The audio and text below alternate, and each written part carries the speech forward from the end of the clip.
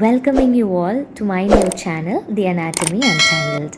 I hope this channel brings you all the information in a very simplified manner. If you find the videos useful, you can click on the bell icon for instant notifications. Without any further delay, let's get into the video. In today's video, we will be discussing about the posterior cranial fossa. I have already dealt with the anterior and middle cranial fossa in my previous videos. There are two boundaries for this fossa, which is anterior boundary and posterior boundary. The anterior boundary is formed by the dorsum sellae. This part is the dorsum sellae. And the posterior boundary is formed by the squamous part of occipital bone. Then there is a large opening in the base of the skull, which is the foramen magnum. A depression posterior to the foramen magnum is the Vermian fossa. It is triangular in shape. On either side of the foramen magnum, there are a pair of hypoglossal canal present.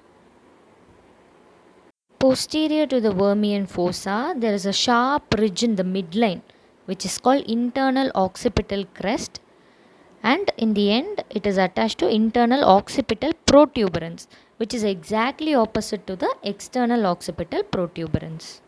This is the petrous part of the temporal bone, and this one is the internal acoustic meatus. Then there is a large irregular foramen in the petrous part of temporal bone, which is the jugular foramen.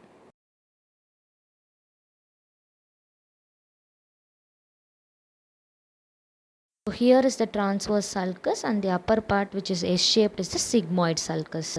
This is supposed to be the anterior cranial fossa, middle cranial fossa, and posterior cranial fossa. If any fracture in middle cranial fossa, bleeding will occur through the ears. If any fracture in the anterior cranial fossa, there will be bleeding through nose. This happens because when the bone is fractured, the dura mater layer is also fractured, which will allow the leakage of cerebrospinal fluid.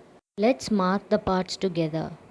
This one is the foramen magnum. On either side, this is the hypoglossal canal. This foramen is the jugular foramen. This fossa is called the Vermian fossa. Below it, there is a sharp ridge called internal occipital crest.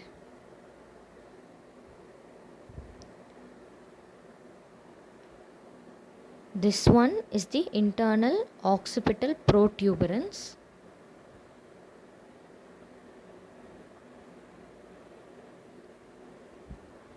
This opening is the internal acoustic meatus.